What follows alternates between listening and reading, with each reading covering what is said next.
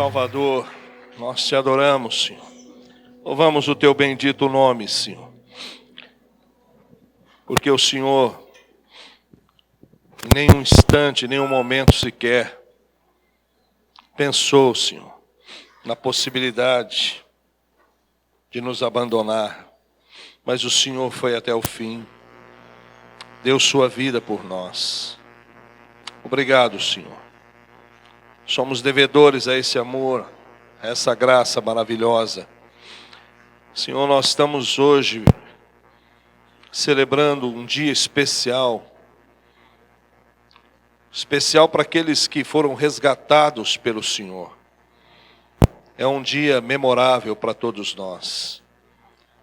Que esse dia, Senhor, não seja celebrado somente nos nossos cultos, em todo o país, mas sim, Senhor, dentro de nossa alma, que haja festa em nós, porque Cristo, Cordeiro Pascual, morreu por nós, deu a sua vida por nós. Muito obrigado, Senhor. Nos trouxe salvação, livramento, perdão. Obrigado por tua obra, Senhor. Senhor, que nessa noite o Senhor possa falar ao nosso coração acerca da tua palavra, que tua palavra alcance o nosso coração, a nossa alma, os lugares mais distantes e difíceis de serem alcançados. Aqueles lugares que nós muitas vezes protegemos, guardamos. Que a tua luz, Senhor, que a tua palavra penetre nesse lugar e que sejamos alcançados plenamente pelo teu evangelho, pela luz do Senhor, para que todo o nosso homem seja salvo, para que todo o nosso homem se renda a Cristo, Senhor. Eu te peço em nome de Jesus, fala conosco pela tua palavra, nos abençoe para a tua glória, Senhor. Amém. Amém? Meus queridos, abrem aí a palavra do Senhor em Marcos capítulo 16. Não podia fugir, é claro. Hoje é dia de ressurreição. E nós vamos falar sobre um texto muito conhecido pelos irmãos. Nós vamos meditar um pouco sobre ele. E eu quero então que você abra em Marcos 16, a partir do verso 1 até o verso 8, mas nós vamos ler o verso 7 e depois vamos nos assentar e falar do texto todo ele. Mas ide, Marcos 16, 7, mas ide, dizei a seus discípulos e a Pedro, que ele vai adiante de vós para a Galiléia, lá o vereis, como ele vos disse. Podem-vos assentar. Obrigado. A história da Páscoa, ela não termina com um funeral, graças a Deus, né? Mas ela termina em festa, numa celebração de vida, de vitória, né? Vitória sobre a morte. Seria, talvez, muito difícil. Paulo fala sobre a possibilidade de Cristo não ter ressuscitado. E ele fala sobre várias questões que então nós viveríamos se Cristo não houvesse ressuscitado. Uma delas, ele fala que nós, os cristãos, seríamos todos testemunhas falsas. Olha, logo nós que o Senhor disse que ele nos escolheu para sermos testemunhas dele. Então, se o Senhor, disse Paulo, não ressuscitou, é vã a vossa fé. Então, somos testemunhas falsas. Mas nós sabemos pela palavra que a verdade é que Cristo triunfou sobre a morte. E isso fez então com que a Páscoa não fosse um funeral, mas fosse sim um dia de celebração, de festa, de vitória, de início de uma vida vitoriosa na presença de Deus. Eu quero falar um pouco sobre esse Cristo ressurreto. O título da mensagem é o Cristo ressurreto. E para isso escolhi esse texto de Marcos 16, o qual nós vamos comentar algumas coisas importantes que nós aprendemos aí. A partir do verso número 1, do capítulo 16 de Marcos, diz o texto que passado o sábado, Maria Madalena, Maria, mãe de Tiago e Salomé, compraram aromas para irem embalsamá-lo. Embalsamar aqui não era o serviço dos egípcios. Eles não iriam fazer de Jesus uma múmia, né? Porque esse não era costume dos judeus. Então não tem nada a ver com aquilo que os judeus faziam com seus faraós. Mas era algo que os judeus faziam, demonstrando assim amor que eles tinham, né? É como se hoje você levasse flores, enviasse uma coroa ou enviasse flores para alguém, né, que partiu, que morreu. É mais ou menos isso. Só que, claro, uma diferença enorme, porque aqui nós estamos falando de muito dinheiro. Nós estamos falando de especiarias, de óleos que eram caros, caríssimos, que eram então passados no defunto, e ali ele não iria cheirar ou exalar um cheiro muito forte, porque aquele óleo, aquelas especiarias fariam com que o cheiro não fosse tão forte como o normal. Bom, em primeiro lugar a gente percebe logo de início que essas mulheres, elas não acreditavam e não acreditaram até então na ressurreição do Senhor Jesus. É nítido o que o texto diz. A Bíblia fala que passado o sábado, não sei se depois das 6 da tarde do sábado, porque o judeu, ele começava a guardar o sábado na sexta-feira, às 6 horas, e só no sábado, às 6 da tarde, é que terminaria o sábado deles. Eram 24 horas que eles não podiam fazer nada. Então, não sei se elas fizeram isso no sábado após as 18 horas, elas foram correndo comprar, pelo que o texto induz a gente, eu acho que sim. Elas não fizeram isso no domingo de madrugada, porque ninguém abriria o comércio às 3 da manhã, às 4 da manhã. Então, provavelmente, elas fizeram isso no sábado, após as 18 horas. Assim que terminou, elas correram em algum lugar e compraram, providenciaram a compra. O fato é que elas, não sei porquê, aí eu quero chamar a atenção de você para uma coisa importante, sobre o que a dor excessiva, em excesso, pode causar na fé do cristão. Pode causar na fé daquele que crê em Deus. O sofrimento pode causar na fé daquele que acredita em Deus. A decepção, a frustração pode causar na vida daquele que acredita no Senhor. Isso é claro, eles sofreram demais. A dor que essas mulheres sentiram, a dor que elas presenciaram ao ver o Senhor, o seu Senhor, aquele a quem 3 anos e meio elas estiveram ao lado dele. A Bíblia fala que elas até ajudavam financeiramente o ministério do Senhor Jesus. A Bíblia fala que algumas delas foram livres de demônios, outras foram livres do adultério, da prostituição, outras foram curadas de enfermidades. Então elas amavam muito o Senhor, de uma forma muito grande o amor que elas tinham pelo Senhor. Mas diante de tamanha dor, diante de tamanho sofrimento presenciado por elas, talvez aquilo fez com que a esperança na ressurreição do Senhor deixasse de existir. Talvez aquele sofrimento grande que elas passaram fez com que elas perdessem um pouco a fé na palavra de Deus. E isso é algo que nós precisamos muito prestar atenção. Eu não sei, talvez você esteja passando por um sofrimento enorme na sua vida. Talvez você esteja passando por uma frustração enorme em sua vida. Talvez uma frustração no seu casamento, uma frustração com a igreja, uma frustração com o pastor, uma frustração, não sei. O fato é que uma dor muito grande, uma frustração muito grande, um sofrimento muito grande, pode fazer você até perder a esperança, a fé, a confiança em Deus.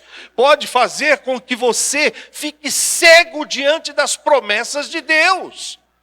Isso é um fato claro que o texto nos mostra. Porque se você voltar comigo, deixa eu parar um pouquinho aqui para que você veja comigo. O Senhor Jesus, no capítulo 8, do mesmo evangelho de Marcos, volta lá, 8:31. Havia dito que ressuscitaria. Olha só, essa promessa já era conhecida por eles, e não uma vez só. Você vai ver por 3 vezes o Senhor fala que ele ressuscitaria ao terceiro dia. Veja só o verso 31 do capítulo 8. Então começou ele a ensinar-lhes que era necessário que o Filho do Homem sofresse muitas coisas, fosse rejeitado pelos anciãos, pelos principais sacerdotes e pelos escribas, fosse morto, que depois de 3 dias ressuscitasse. Olha aqui, em uma das reuniões que o Senhor teve com os discípulos, com as mulheres que seguiam e serviam o Senhor, ele disse sobre a possibilidade, não, a verdade da ressurreição. Ele não disse, olha, pode ser que eu venha ressuscitar, pode ser que eu venha no terceiro dia levantar do túmulo. Não, ele disse com toda certeza de que ele ao terceiro dia ressuscitaria. Era a palavra dele. No capítulo 9, verso 31, um capítulo depois, você lê o mesmo. Jesus estava ensinando de novo, e ele diz, porque ensinava os seus discípulos e lhes dizia, o Filho do Homem será entregue na mão dos homens e o matarão. Presta atenção, mas, o quê? 3 dias depois da sua morte, ressuscitará. Estava claro para eles? Estava claro. Era uma reunião em que os discípulos estavam sendo instruídos, ensinados, e Jesus estava falando daquilo que iria acontecer, estava próximo. E passa mais um capítulo, capítulo 10, vamos lá no capítulo 10, e o Senhor fala novamente no verso 34, dizendo assim,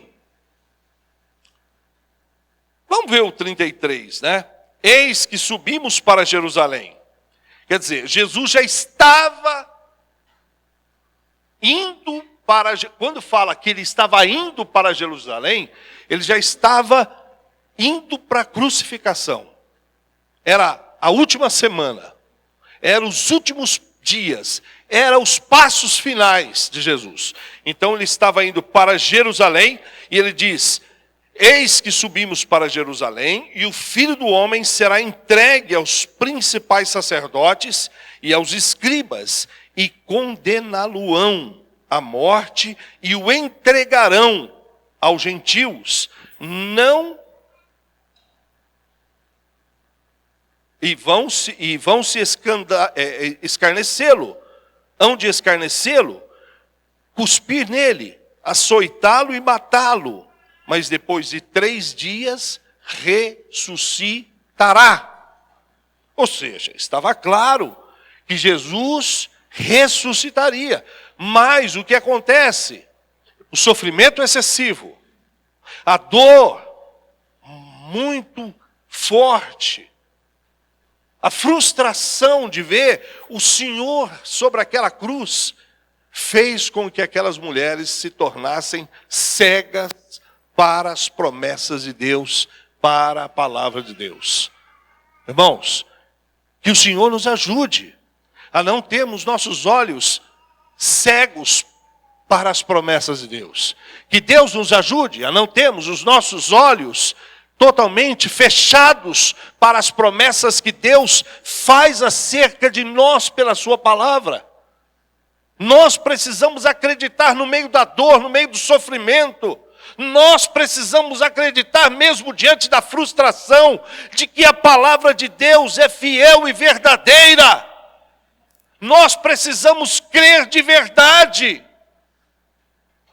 E não, sabe, como às vezes eu até falo aqui, muitas vezes nós cantamos, muitas vezes nós brincamos de que nós temos fé, de que nós acreditamos, de que nós cremos, mas não passa de uma brincadeira, de uma mentira, porque na hora do negócio realmente pegar, na hora da coisa realmente, nós não demonstramos que temos fé.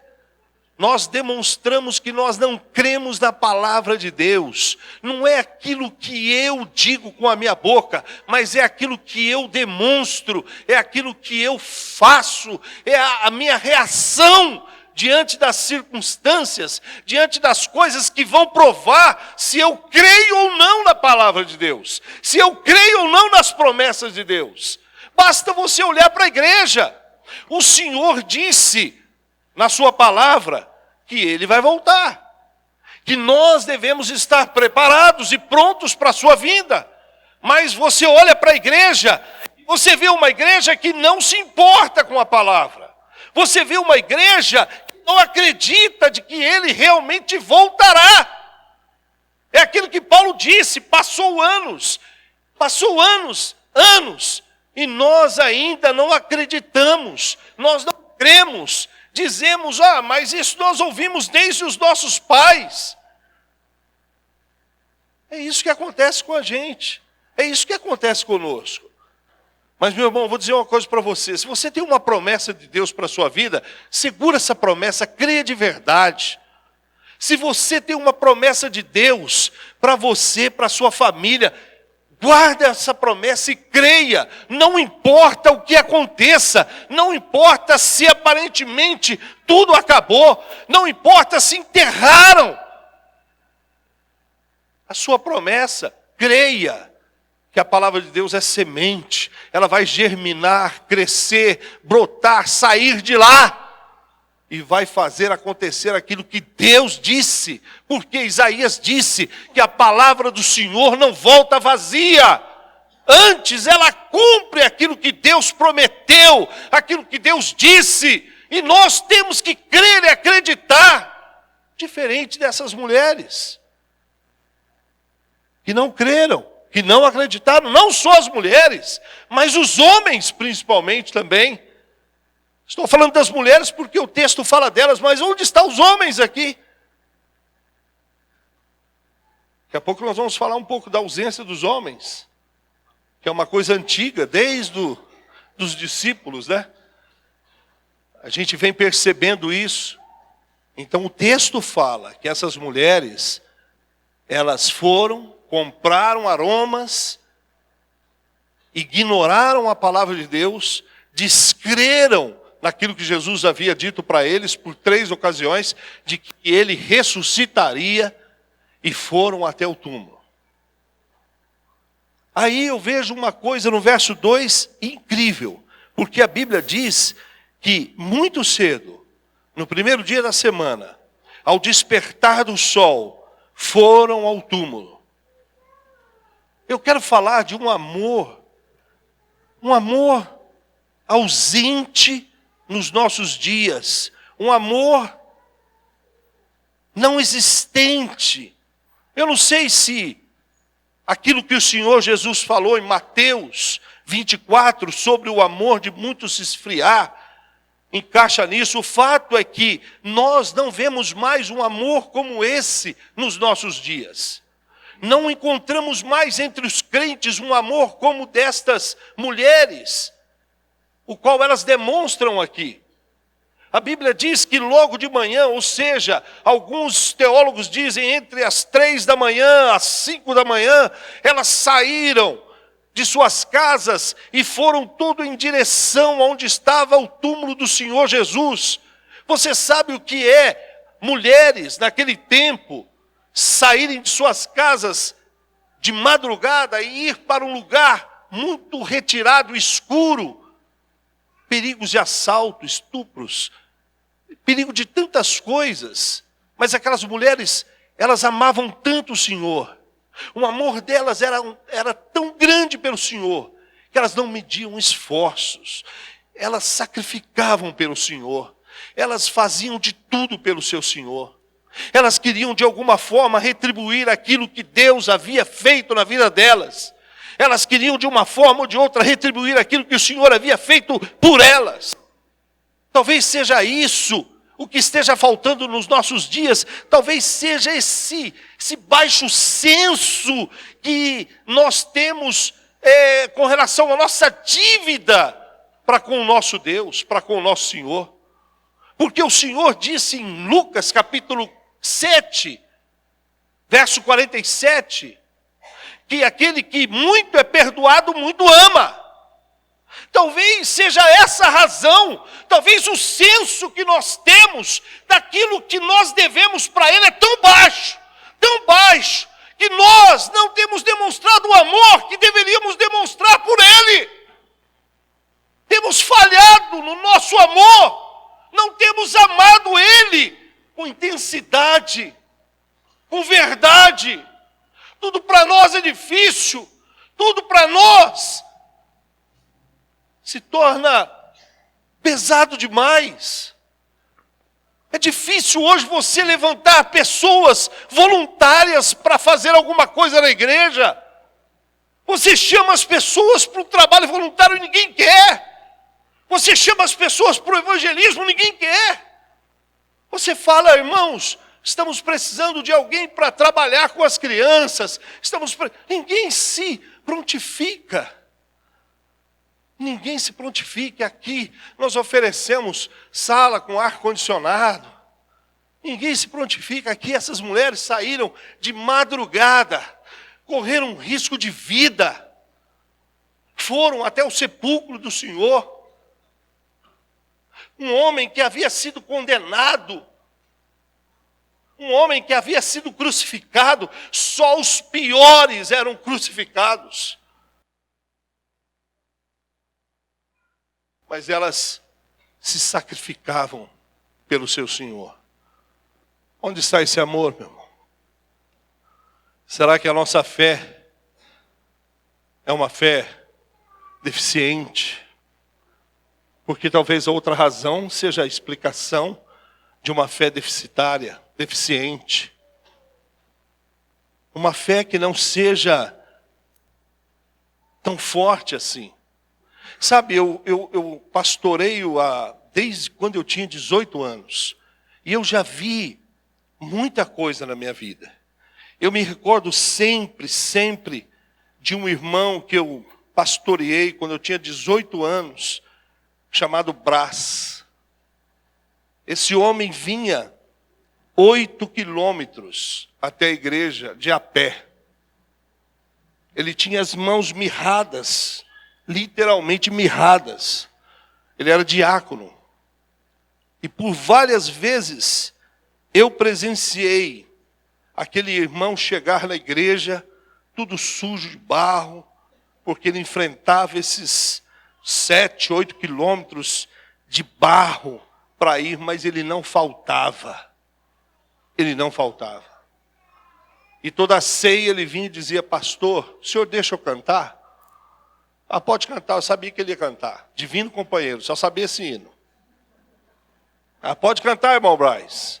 Aí ele pegava o violão com a mão torta, fazia assim na corda, sem nota nenhuma. E cantava, divino companheiro no caminho. Eu olhava para aquele homem tudo sujo, mas ele amava Jesus. Um dia eu falei, eu vou conhecer a casa desse homem. Fui de a pé não, porque eu não aguento, era gordinho. E montei no cavalo e fui de cavalo, porque lá tinha cavalo. Era pastor de cavalo. Aí fui de cavalo na casa dele. Irmãos, A casa do homem era baixinha, a porta assim, ó, que eu não entrava. Entrei ali, abaixei, o chão tudo de barro, limpinho. E você conversava com o irmão Brás, você via o amor que ele tinha, a paixão que ele tinha pelo Senhor Jesus.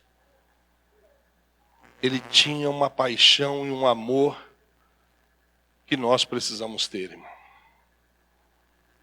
Nada pode ser difícil, nada pode ser pesado para alguém que ama Cristo. Nada pode ser penoso, trabalho nenhum, tarefa nenhuma. Pesado foi o que ele fez por nós. Pesado foi o que ele realizou por mim e por você. Os antigos cantavam: morri, morri, morri por ti. O que fazes tu por mim? Hã? O que fazes tu por mim?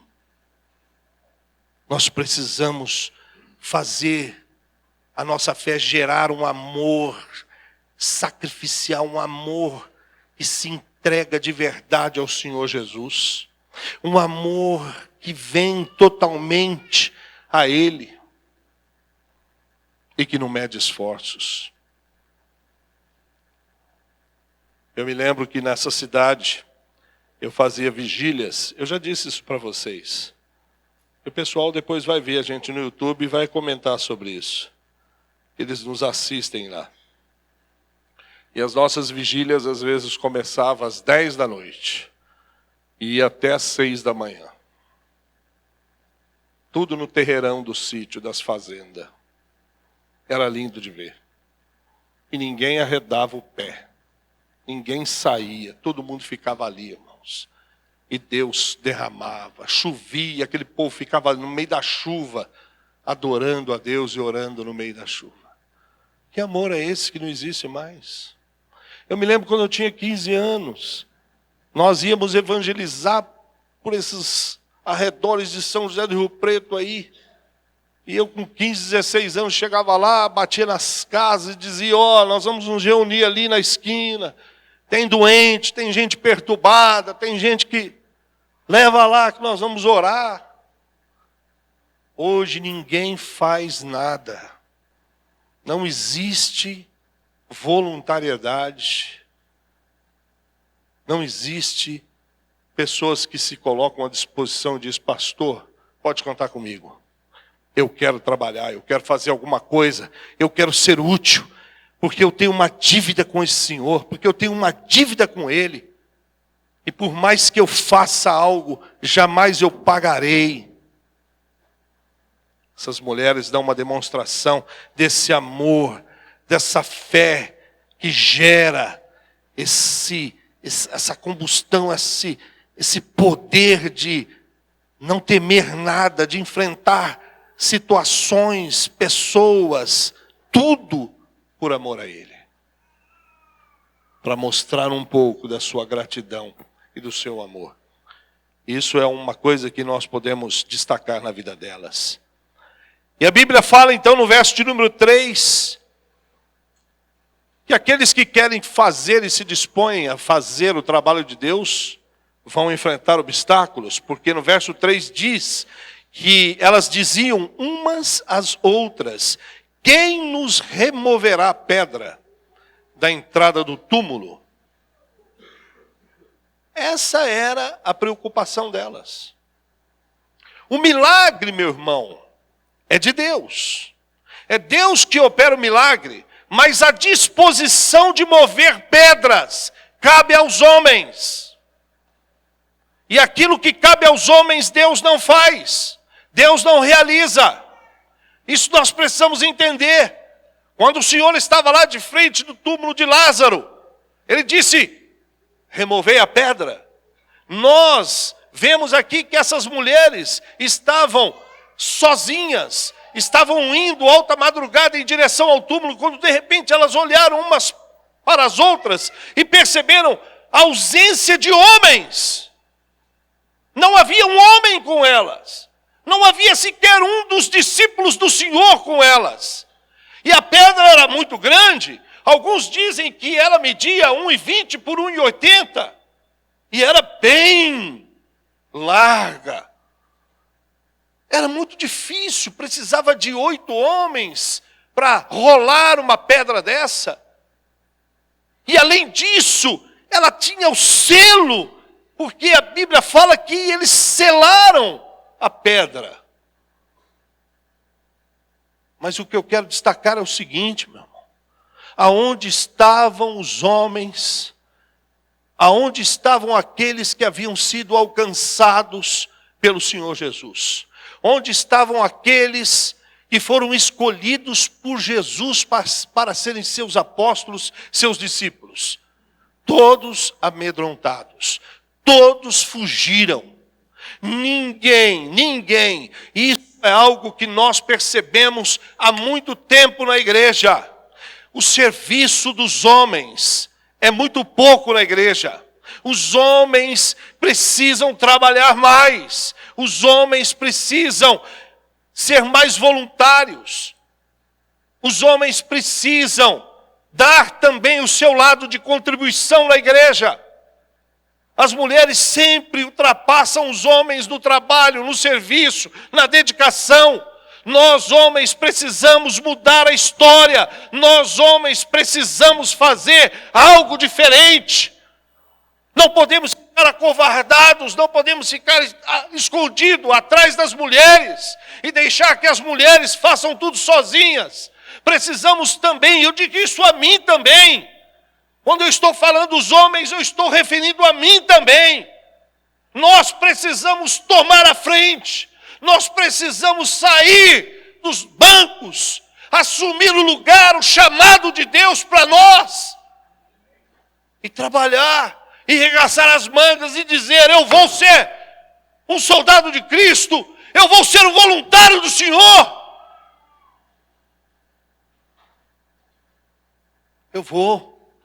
Eu quero fazer história também. Eu quero contribuir também. Eu não quero só que as mulheres façam o trabalho, mas nós homens precisamos fazer o trabalho. Porque existem coisas que só os homens são capazes de fazer. Essa é a verdade. E mulher nenhuma foi chamada, desculpe as mulheres, para serem líderes. Liderar é coisa de homem. Isso é claro na Bíblia. E não é questão de ser maior ou menor. É só questão, meu irmão, de posição. Jesus e o Pai, eles são um. Mas Jesus disse: o Pai é maior do que eu. Mas como se eles são um? Aonde está a diferença?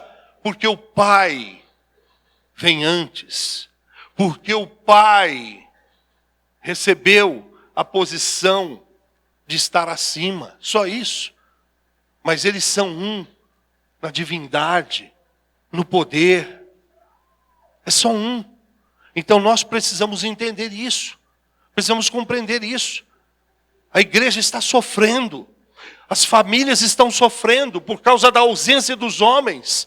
Por que hoje se cria tantos filhos doentes, afeminados? Por causa da ausência dos pais. Os pais estão se ausentando e as mães estão assumindo a bronca. E a mulher não consegue fazer o papel do homem.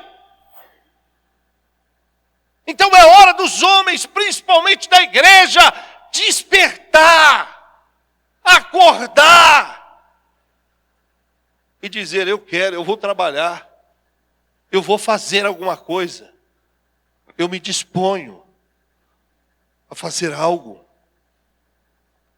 a mover aquilo que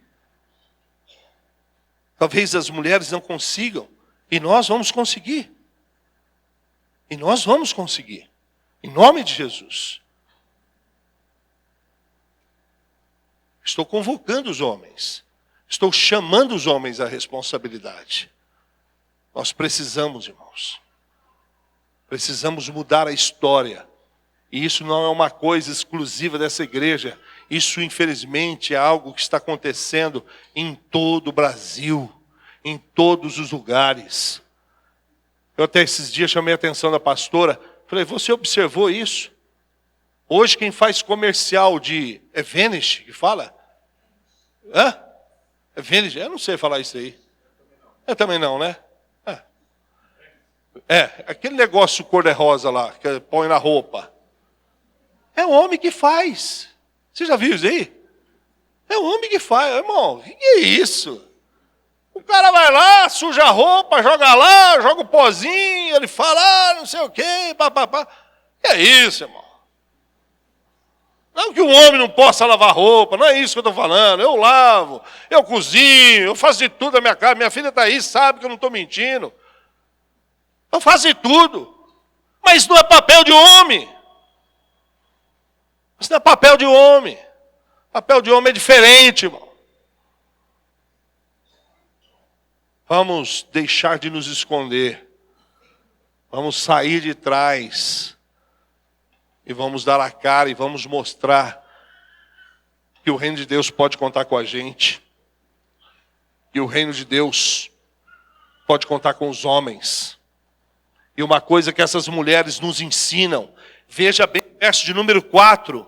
Elas estavam preocupadas por causa da pedra, quem iria remover a pedra, e diz que elas, no verso 4, diz que olhando, viram que a pedra já estava removida. Ou seja, não importa o que aconteça com você, quando você estiver diante de uma pedra, quando você estiver diante de um obstáculo, quando você estiver diante de algo difícil na sua vida, não é hora de você recuar, não é hora de você parar, não é hora de você voltar, é hora de você avançar, de você continuar.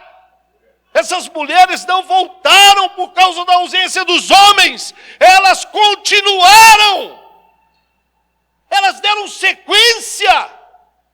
Eu quero dizer para você, continue diante dos teus obstáculos, continue diante das pedras que estão diante de você,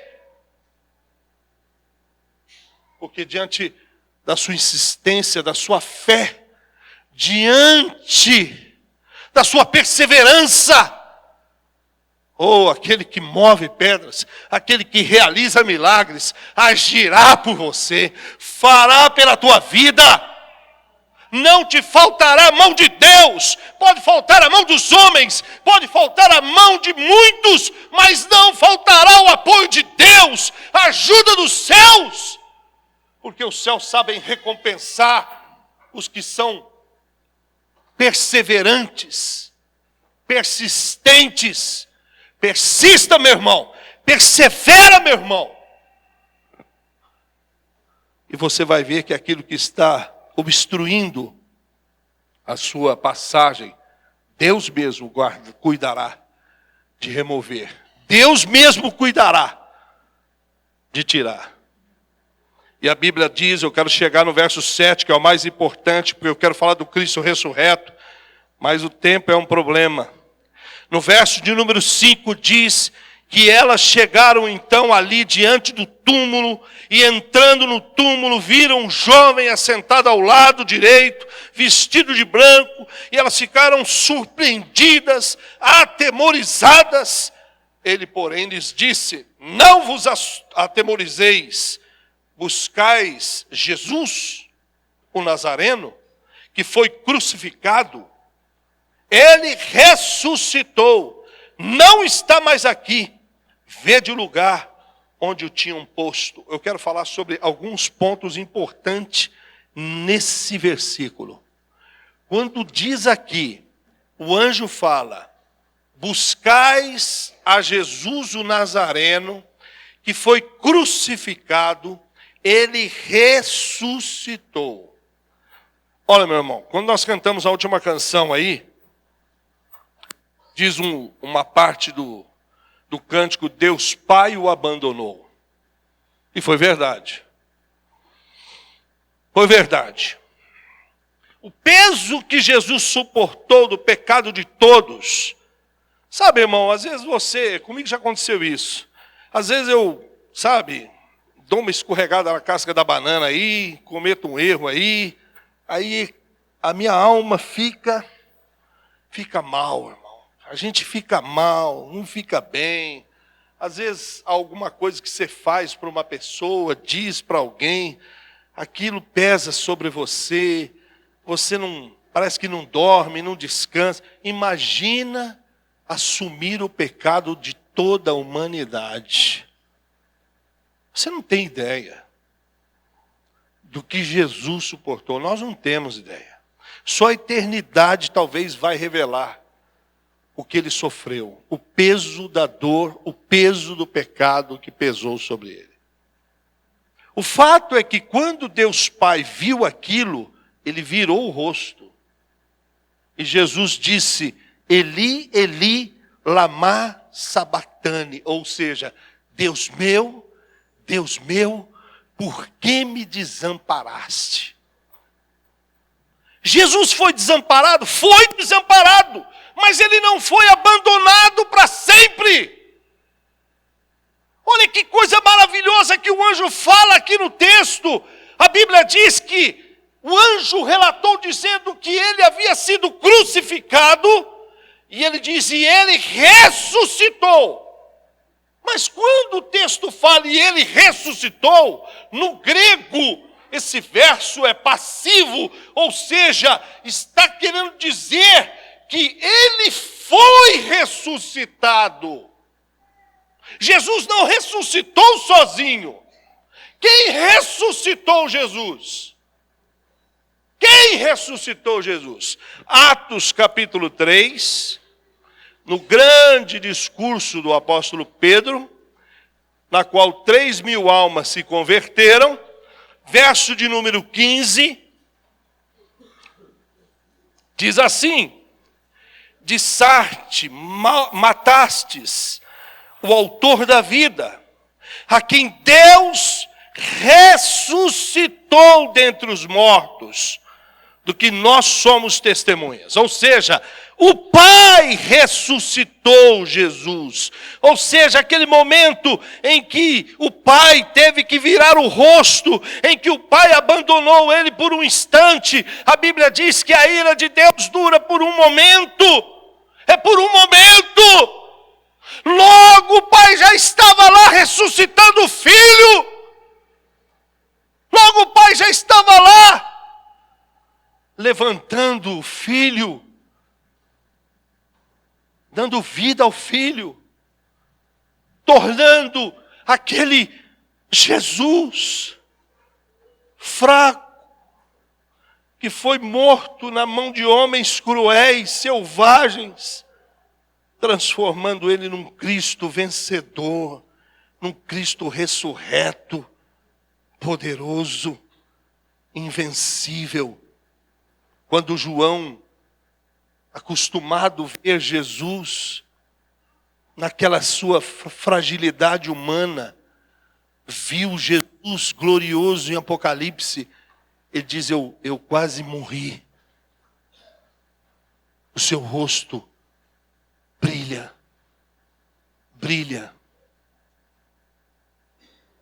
É muita glória, irmãos. É muita glória. É tanta glória que nós não podemos ver. Quando Saulo de Tarso viu, ele ficou cego.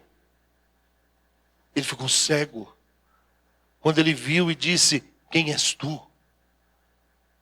E o Senhor diz, eu sou Jesus a quem você tem perseguido. E a Bíblia diz que os olhos dele ficaram cheios de escamas, ficaram cegos. E ali ele não enxergava mais. Tal é a glória desse Senhor ressurreto, que foi ressuscitado pelo Pai. A Bíblia diz, ele não está mais aqui.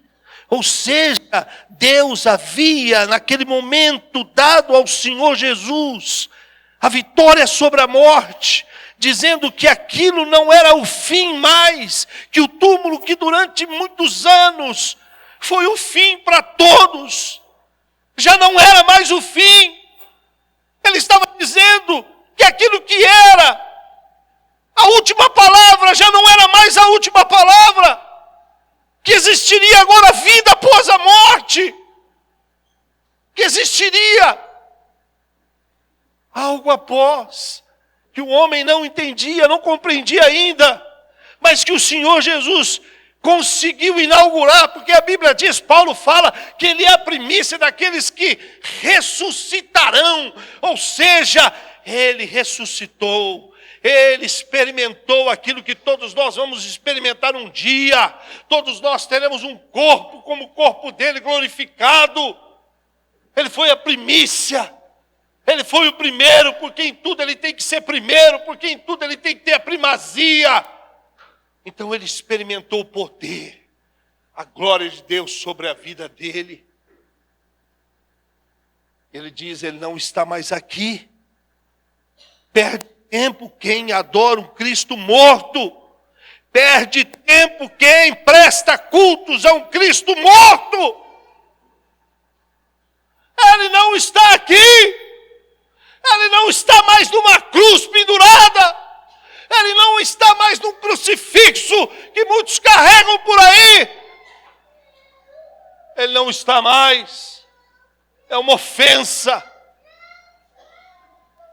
É uma ofensa à obra de Deus. A cruz está vazia. O túmulo está vazio. Porque, como diz, o trono está preenchido. O trono cheio da presença dele. Não está na cruz, não está no túmulo, está no trono assentado à direita de Deus Pai, intercedendo por mim, por você, por nós. E quando o anjo faz um convite para elas, eu quero que você entenda, porque o anjo chama elas para dentro, dizendo, vede o lugar onde tinham posto. Olha, o túmulo de Jesus, ele era feito de uma tal forma, diz os teólogos, os estudiosos, que de fora, quando rolava-se a pedra, dava para você ter uma visão muito ampla de tudo que tinha lá dentro. Mas o anjo diz, vede, vem aqui. E no início, Davi leu em Lucas, o qual diz que elas entraram e viram, foram conferir. Eu quero dizer uma coisa para você. Sabe, existem coisas que, para que você de fato conheça, para que de fato você experimente, você tem que entrar, você tem que mergulhar. Existem pessoas que mergulham, existem pessoas que dão um passo além, são ousadas. Elas vão em direção, porque elas querem conhecer o sobrenatural, porque elas querem experimentar o sobrenatural, porque elas querem ter um contato com o poder ressurreto do Senhor. Só experimenta o poder ressurreto, só experimenta o poder da ressurreição quem é ousado, quem entra, quem deixa os limites e que avança e entra dentro e conhece, vê com os olhos e vive uma experiência que poucos vivem, poucos conhecem. A maioria recua, a maioria não ousa entrar, a maioria tem medo de avançar. Mas aquele que avança, aquele que diz, eu quero conhecer o sobrenatural. Paulo, em Filipenses capítulo 3, vamos lá, Filipenses capítulo 3, esse era Paulo, irmãos. Grande apóstolo Paulo, talvez o maior deles. Ele diz no começo, vamos ler a partir do verso 8. Verso 7, mas o que para mim era lucro, isto considerei perda por causa de Cristo. Sim, deveras considero tudo como perca, por causa da sublimidade do conhecimento de Cristo, meu Senhor, por amor do qual perdi todas as coisas e as considero como refúgio para ganhar a Cristo e ser achado nele, não tendo justiça própria que procede de lei, senão a que mediante a fé em Cristo, a justiça que procede de Deus, baseada na fé. Presta atenção no verso 10. Para o conhecer. E o quê? e o poder da sua ressurreição.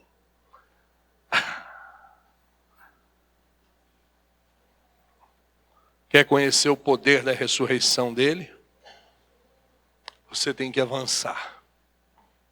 Você tem que ir além. Você tem que ser ousado. Você tem que se lançar, mergulhar. E aí então você vai conhecer o poder da ressurreição. Poder sobre a morte. Poder sobre esse mundo. Sobre o mundo espiritual. Poder sobre muitas coisas. E só conhece aqueles que avançam na fé. Aqueles que avançam etapas na vida cristã. Aqueles que andam, não ficam parados, não ficam estagnados. Você está estagnado na sua fé? Há quanto tempo você não tem uma experiência com Deus? Quanto tempo faz que você não vê Deus responder uma oração sua? Que é isso, meu irmão? Que é isso? Quem já leu a vida de George Miller? No seu caderno tinha mais de 3.000 orações respondidas. Quantas orações? 3.000, mais de 3.000 orações respondidas. Viva experiências com Deus, viva o sobrenatural, viva o poder da ressurreição. Viva coisas extraordinárias, entrando em Deus, mergulhando em Deus, entregando-se ao Senhor, sendo ousado. É algo que nós precisamos aprender. No verso 7, que era onde eu queria chegar, chegamos. Infelizmente o tempo é muito pouco para isso. Que é o título da mensagem, o Cristo ressurreto. Virei a folha aqui, mas não vai dar. Nós vemos então o Cristo ressurreto, porque diz que o anjo disse, não está mais aqui, ele ressuscitou. E ele então fala de duas coisas que esse Cristo ressurreto demonstra aqui. Mas ide, ele falou. Quem falou foi o anjo, mas na verdade era um recado do Senhor Jesus. Mas ide, dizei a seus discípulos e a Pedro, que ele vai adiante de vós para Galiléia. Lá o vereis, como ele vos disse. Em primeiro lugar, o Cristo ressurreto é o Cristo ou o Deus da restauração. Se nós olharmos para o texto e se nós voltarmos aí um pouco no capítulo 14, verso 31, pastor, hoje você está lendo a Bíblia, hein? Não gosto não, pastor. Mas tem que ler, viu, irmão? Tem que ler a Bíblia. Vamos lá, capítulo 14, verso 31. Mateus 14, 31. Marcos, meu pai, estou com o Mateus hoje. Mateus, você sai da minha cabeça, Mateus. Brincadeira, viu, Mateus? Marcos 14, 31. Mas ele insistia com mais veemência. Ainda que seja necessário morrer contigo, de modo nenhum te negarei. Assim disseram. Quantos? Verso 50, do mesmo capítulo 14 de Marcos. O que está escrito aí?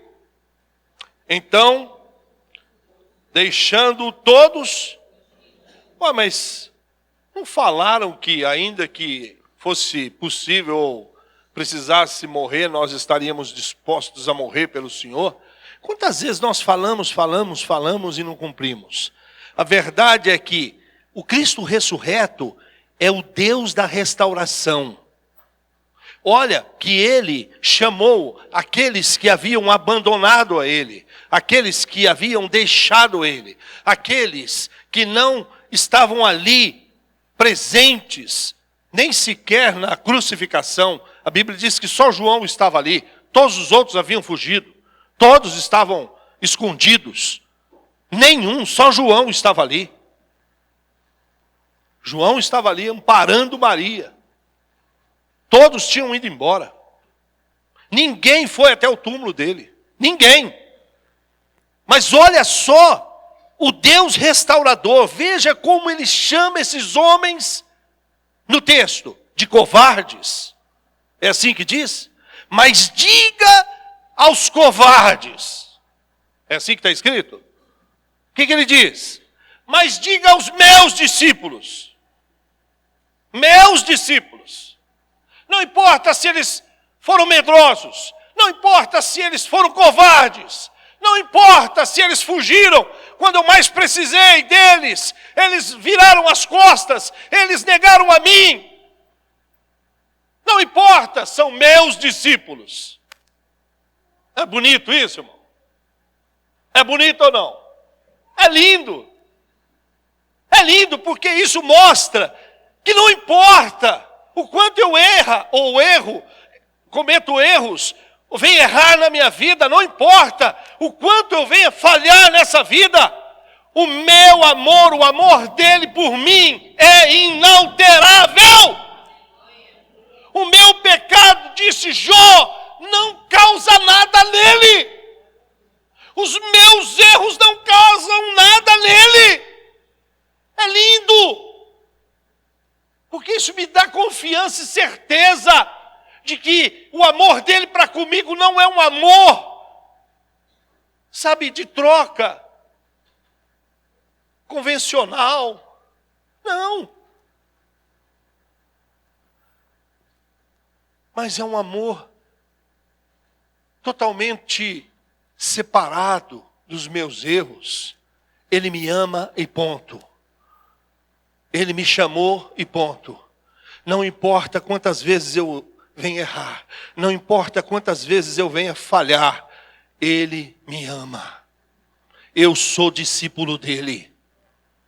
E ele começou uma obra em mim. Eu sou uma obra inacabada. Você precisa entender. Sabe que jeito nós devíamos andar aqui na igreja? Já viu no aeroporto aquelas pessoas que têm aquela plaquinha, né, que estão andando para um lado para o outro? Então, nós devíamos andar aqui na igreja com uma plaquinha pendurada escrito em obras. Estamos em obras. Irmão, eu estou em obra. Ele está trabalhando em mim. Ele está trabalhando em mim. Ele está trabalhando em você. Ele trabalha em você. E ele jamais vai chamar você de traidor, falso. Não.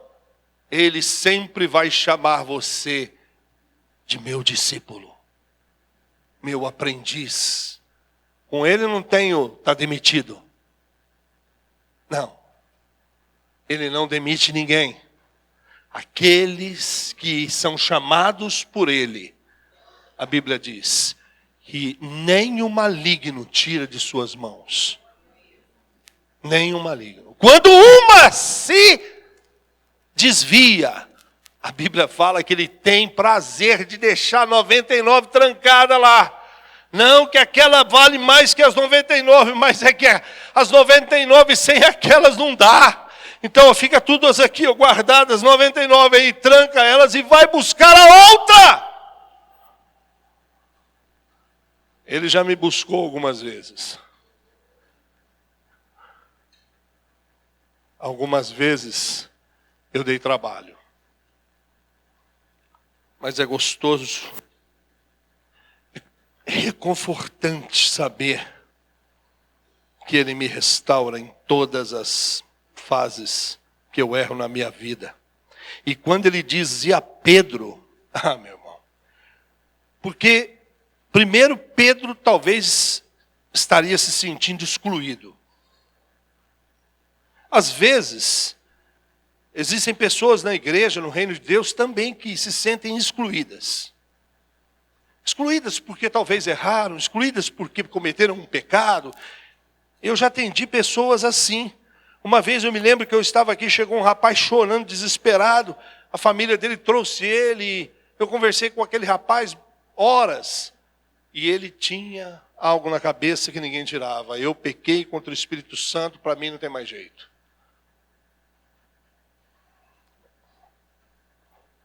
Sabe, se você pecou contra o Espírito Santo, primeira coisa, você nem vem na igreja mais. Se você ainda continua na igreja, é sinal de que você não pecou. Mas o fato é que nós não devemos nos sentir excluídos. Porque erramos, porque falhamos. Não devemos. Eu acho que quando o anjo falou, e ele disse para falar para Pedro, eu acho que ali tinha uma coisa assim: não haverá discriminação para Pedro. Olha aqui, hein? O mestre falou que vai encontrar com vocês. E ele disse para Pedro e também. Ou seja, fala para Pedro, fica tranquilo. Ninguém vai discriminar ele. Ele pode ir, ninguém vai ficar apontando o dedo, não. Nós precisamos ter isso entre nós. Nós precisamos gerar isso dentro da nossa comunidade. Nós precisamos de ser mais hospital e menos fórum. Porque nós julgamos muitos. Porque nós apontamos o dedo muito. Porque nós fazemos cara feia para muitos.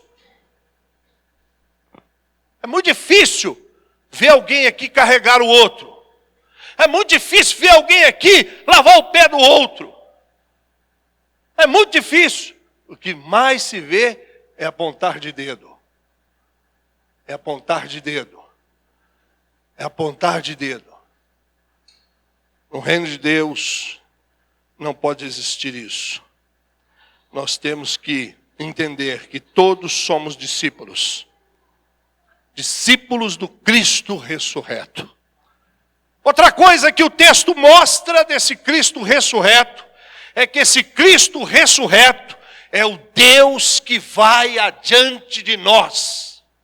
Olha o que está escrito aqui. Diga aos seus discípulos e a Pedro que ele vai adiante de vós. É gostoso, né? Você não precisa temer o futuro, porque ele já está lá. Sabe, amanhã ele já está lá. Sabe aquele problema que você vai resolver quinta? Ele já está lá. Nada pega Deus de surpresa. Nada. Ele sabe de tudo. Ele conhece todas as coisas. E ele se propôs a ir na nossa frente. Nós, cristãos, não somos só um povo que faz aí um tipo de declaração de fé e nos tornamos crentes. Recitamos um credo e nos tornamos crentes. Não! Somos cristãos não porque guardamos um credo. Somos cristãos não porque nós guardamos regras.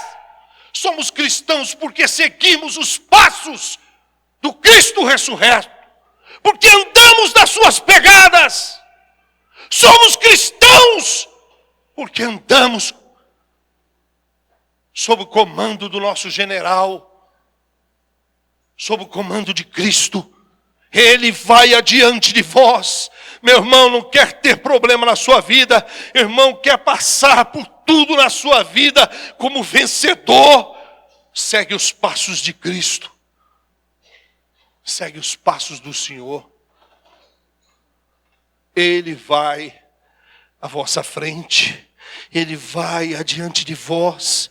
Vocês não podem, não precisam temer.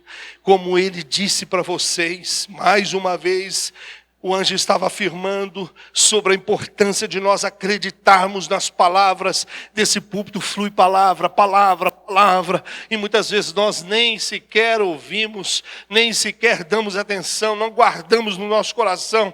Mas nós precisamos guardar no coração. Precisamos abraçar a palavra, guardar a palavra, ter a palavra dentro de nós.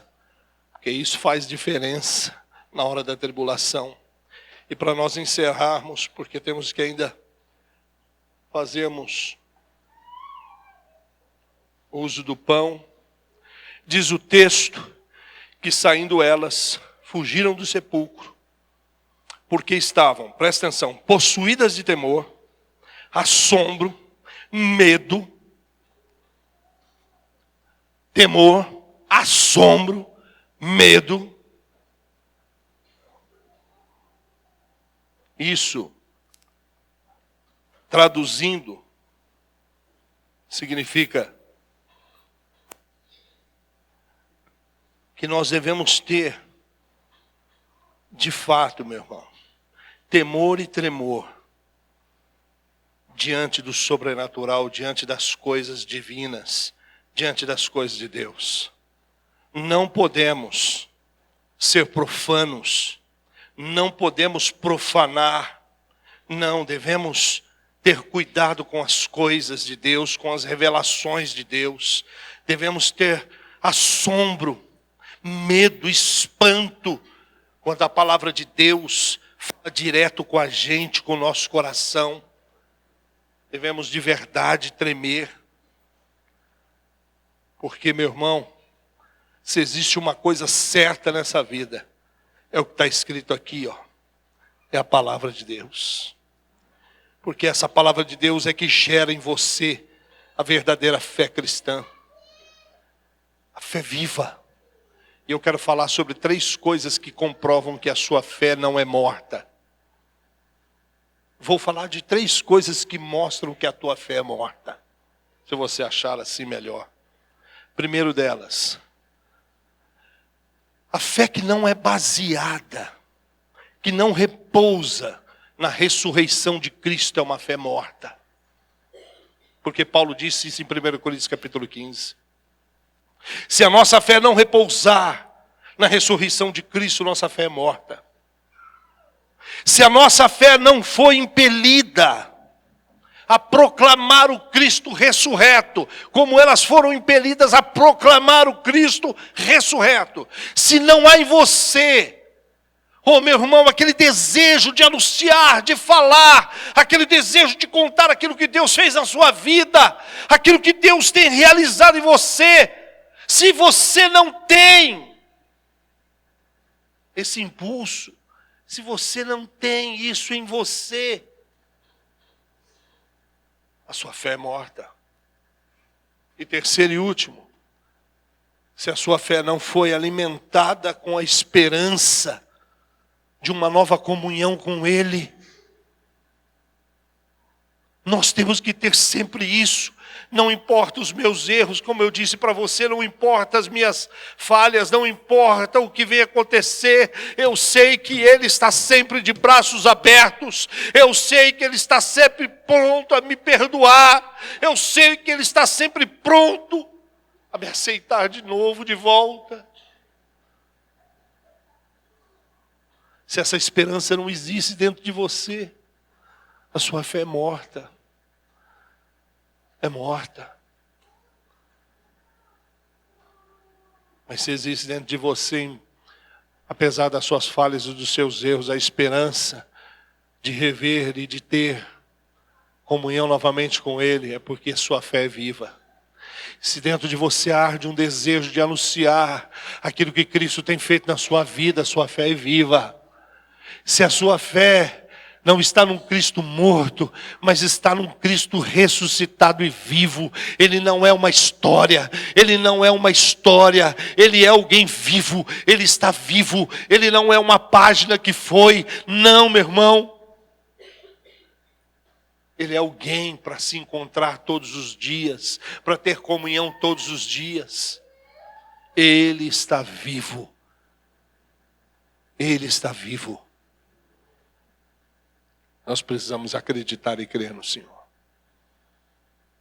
Eu quero que você feche os teus olhos.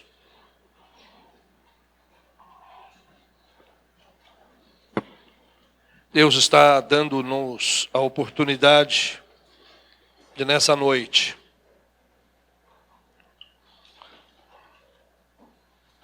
rever a nossa fé. Nossa condição diante dele. Como está seu coração? Como está a sua vida? Lembre-se, Ele te ama. Ele ama você. Você é discípulo dele. E não importa o seu erro, sua falha. Ele quer encontrar você hoje. Ele quer encontrar você amanhã. Ele quer encontrar você segunda-feira, terça-feira, quarta-feira, quinta-feira, sexta-feira, todos os dias. Ele é vivo, Ele vive. E é no andar junto a Ele, e é no andar com Ele, que nós vamos cada dia mais experimentar o poder da ressurreição. É no andar com Ele cada dia que vamos vencendo os nossos problemas, nossos pecados. Lembra de Abraão? Abraão diz, não é em andar com o Senhor